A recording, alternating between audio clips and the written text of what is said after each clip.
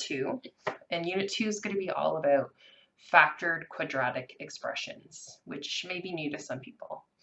What we're going to do in this lesson is we're going to do some exploring. Some of it may feel like a little bit of a review. That's okay. We want to make sure everyone's on the same page. And we're going to look at the different forms. So that's what I'm going to write here. It's going to be exploring quadratic forms. Exploring quadratic forms. And we've already seen some of the forms so far.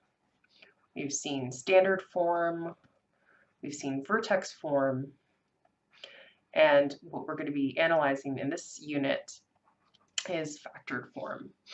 So some of the different forms, let me just grab another color here, are going to be, as we said, vertex form. That's what we looked at in our last unit. Vertex form.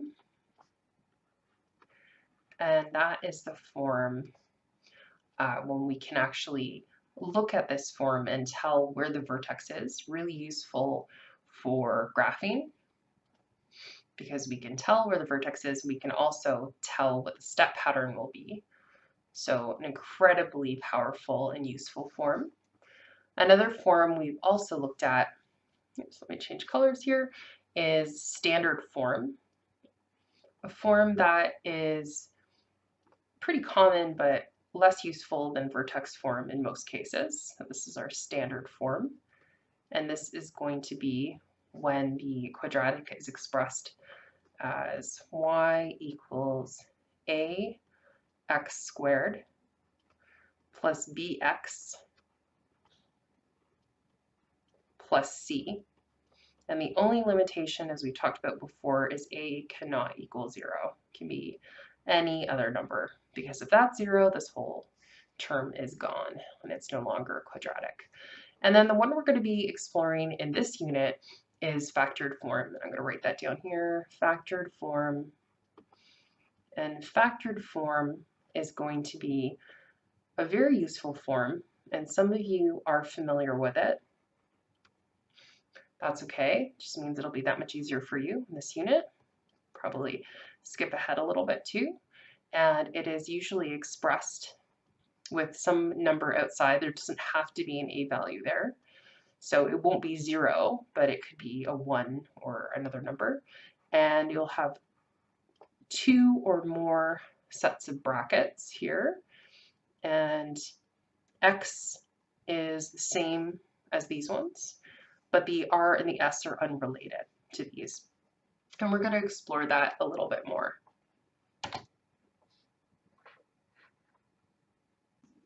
So just looking at vertex form, that's the one we just explored in the last unit, we notice that this is our form, our equation. And again, the reason it's so useful is because the h and the k, which are really obvious in the equation, form the vertex, the h being the x-coordinate and the k being the y-coordinate. The other thing is the a value in the front can tell us about the step pattern, but can also tell us the direction of opening. If a is bigger than 0, it's actually going to be opening upwards. If a is less than 0, as a negative, it's going to be opening downwards. A nice way to remember that is that positive parabolas are happy and negative parabolas are sad. That being said, the vertex is going to be the point that is the maximum or the minimum. So since the y value, the k represents the y value, that's going to actually be the value of the max or min, depending on if the parabola opens up or down. Now we're just going to look at standard form. Again, this is the equation we're quite familiar with, and it is in this form of where a cannot equal 0. A does tell us the same kinds of information as it did in the vertex form. If a is bigger than 0, the parabola opens upwards. If a is less than 0, it opens downwards. And the other bit of information that this form tells us is the y-intercept. It directly tells us that. So c is always the y-intercept. The reason that is because in a y-intercept we set x equals 0, because we're looking at our axis, on the y-axis, every bit of the y-axis, our x value is always 0. So we set x equals 0 to get our y-intercept. In that case, these terms both go to 0, and we're left with c. That's why c is always the y-intercept. All right, so the last form, which is the form we're going to be focusing on in this unit, is factored form of a quadratic. It's expressed in this form. We'll notice that a again is present, and again, a does mean the same thing. If a is bigger than 0, it's an upward opening parabola. If a is less than 0, it opens downward, as the other two also demonstrated. One thing that's really different in this one is the power of the x-intercepts. So in this form, we can actually look at these two values, and it's actually whatever is in here. So it was -2, it would be the 2 we're looking at. It's the kind of the opposite value we're looking at in the bracket. You kind of think of it like that right now. And these are the values of the x-intercepts. So this would actually tell you where the parabola intercepts. So really powerful stuff if we are trying to find information on the x-axis. The other thing we can find is the axis of symmetry. So since we know two values on the x-axis, we can actually use this formula by adding them together and dividing them by 2. Can actually find the halfway point between them, which is the axis of symmetry. So some powerful stuff with this form. All right, so here's our first example that we're going to look at. And here we have for the quadratic function, and it's given in function form. As you see, we no longer have y, so this is just like a y. And this is in factored form, our quadratic. And the first question it asks us is direction of opening. So if we just kind of to refer back to, and I'm just going to put it in the yx form for a second, this is what we were given, minus r. I might have interchanged the x or the s and the r, that's no problem. And we'll notice that this was what determined the direction of opening the A here. So as we can see here, there's just a negative, and that's a 1 that's kind of invisibly there. So our direction of opening, we have A equals -1. And since A is less than 0, we can say that therefore it opens downwards. So that's our first direction, our first question there answered. The other thing it asks us is the y-intercepts. So as we saw from the previous slide, that r and s are our y-intercepts. So in this case, it'll be 1 and 5. And I'm going to show you why that works. So it's going to be 1 and 5. Those are our intercepts. And the reason, just as a side note, just because it helps people remember sometimes if you actually know instead of just grabbing it from the equation, is when we're looking for the x-intercepts, we have to set y equal to 0. And in this case, it's f of x. So if we set this equal to 0, we have -1, and then we have x minus 1, and the second bracket is x minus 5.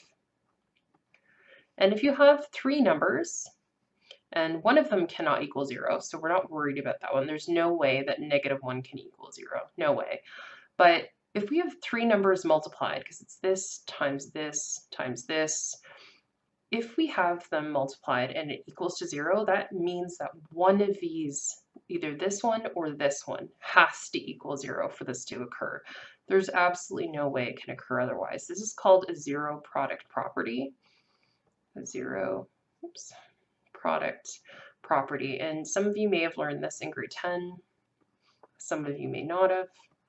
And well, all you're going to do, property, is you're going to say, hey, that means one of these things here have to equal 0. So either x minus 1 has to equal 0, or this might look familiar, or x minus 5 has to equal 0. And what you're going to do is you're actually going to solve. So we have an x we want to get alone, so we're going to move the -1 to the other side. That's going to give us x equals 1.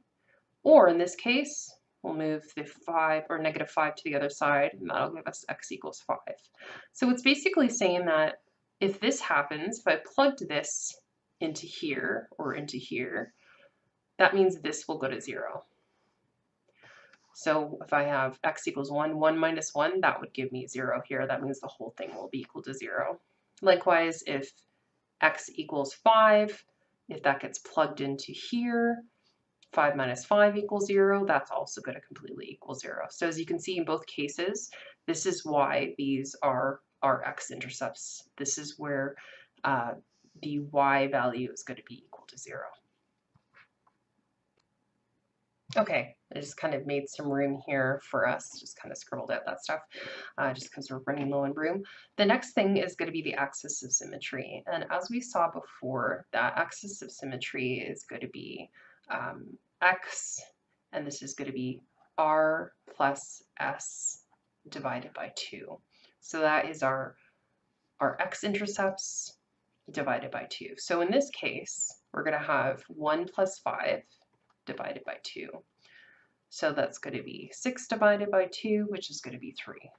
So that is going to be our x-intercept. So we have a little bit of information, or sorry, that's going to be our axis of symmetry. So we have a little information right now. We have the x-intercepts. So let's say 1, 2, 3, 4, 5. We know this is happening here and here. And we know that our axis of symmetry is happening somewhere along this line here. And we know that it opens downwards. So it's going to do kind of something like that. That's a really bad job. The vertex will be somewhere up here. So we don't know where this is, but we do know that the x value is going to be 3. We don't know what this part is yet of the vertex, which is our next question. So that's going to lead into how do we retrieve that information? Now we know that the h in our vertex is 3. So what we're actually going to do is go back to the original equation, and we're going to plug in when x equals 3. So in order to do this one, we're going to sub in x equals 3 into our equation, our original equation. So again, the notation is going to be the function at 3 will equal negative 3 minus 1, 3 minus 5. And we're just going to be solving for, oops, my drawing program needs to catch up there. So we're just going to be solving for this. So this is going to give us 2. And this is going to give us negative 2. So we're going to have 2 times negative 2, which will give us negative 4, times negative. So this will give us positive 4. So that is our y value for the vertex. So your vertex is actually going to be 3, 4. That's how you get your vertex. So the last bit, I'm going to change my size here. The last bit is our y-intercept. That's our last question.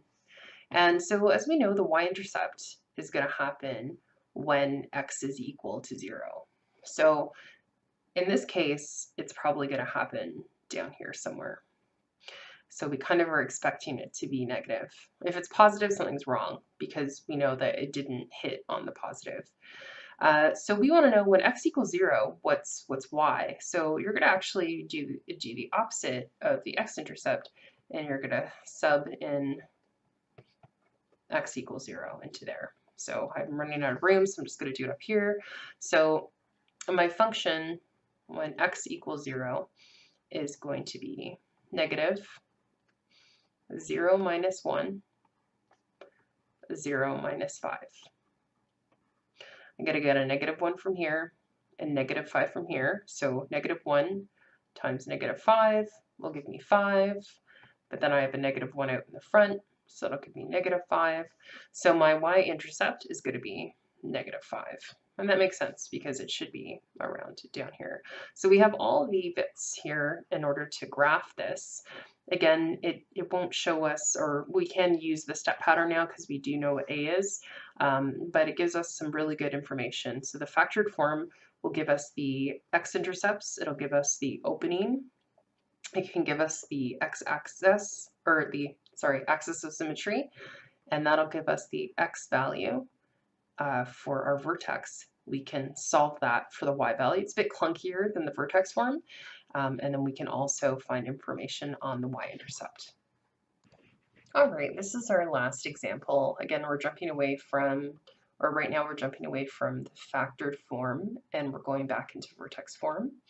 And we're going to look when, in this question, says when the function is positive, and when they say when, they mean interval. I'll talk about what that means in a second, if that's a new concept. When the function is positive, and when the function is negative, and when the function is increasing, and when the function is decreasing. So the first thing is we need to see what this function looks like. So this is like what we looked at in the last unit. This is vertex form. So we know already what the vertex is. We know the vertex is going to be at 3, 4, and we know our step value. We know this is going to be -1 here, so our a equals -1. This means that instead of 1, 3, 5, we're going to have -1, -3, -5 as our step pattern. So I should have done this probably on graph or grid for you guys here, but we'll make do. So 1, 2, 3, 4, 5. So kind of this is a really kind of poor example here. Let me get a different color. So we are going to first find the vertex. So it's at x is 3, y is 4, 1, 2, 3, 4. So it's going to be right here. And then the step pattern is over 1, down 1 on both sides. Over another one, down 3, 1, 2, 3. Over another one, down 1, 1, 2, 3, etc. So we're getting some information here. So I'm going to start doing this, filling this in. Okay, so what we want to know here is when the function is positive and when the function is negative. What they mean by positive and negative is they mean when is it above or below the x-axis. So when a function is positive, they want it up this way. They want it above the x-axis. Basically that the y value is positive, the function's value is positive. So this is going to happen in this section right here. This section is going to be positive. So when they ask us when that happens, we need to return intervals. We need to say when that's happening. And this is between 1, 2, 3, 4, 5, and 5. Oops, there we go. So when it says when is the function positive, we're going to write that as when x is between 1 and 5. Notice how I've placed it like we did in domain and range. My x was in the middle, my lower numbers on the left, my higher numbers on the right, and we are going to actually say that it is when x is bigger than 1, but x itself is less than 5. This is where it's going to be within that zone. Notice how I didn't put an equal because technically I'm not considering 0 positive or negative, so it's just when it's between these. And then of course we're going to do the reverse, and we're actually going to look at when the function is negative. So it's all down in this section, it's going to be negative, and in this section as well. Again, my y value, if we kind of split this up here, look at this, like that, my y value is negative down here. And this is going to happen when x is smaller than 1. So this is when x is less than 1, or when x is bigger than 5, when x is bigger than 5. Okay, I just drew this here for part B. So when a function is increasing, what do we mean by increasing? So when we're reading graphs, we read from left to right. And when we see that kind of just, if it's increasing, if it's going up, if kind of like we're going up over a hill. So in this case, we're increasing here, and then we reach the maximum, and then we start to decrease. So that's literally as easy as that is. So we're increasing for this section, and then at what point do we stop increasing? Well, that's when x is equal to 3. So that means that when x is less than 3, we're going to be increasing. And then when we kind of reach the top of that hill, and then we're starting to decrease on this side, again, we're reading from left to right, and it's going to be decreasing when x is bigger than 3. So when it's to the right of 3, when it's over here, is our decreasing side. And it's as easy as that for those two. Again, just to confirm, or just to remind, when we talk about positive and negative here, for a function, the positive is above the x-axis, and the negative is below the x-axis. That's all that means. And again, increasing, decreasing talks about when we're viewing a graph from left to right, we're talking about kind of like we're kind of going over a hill, we're rising, we're increasing, and then we start to decrease. And that's about it.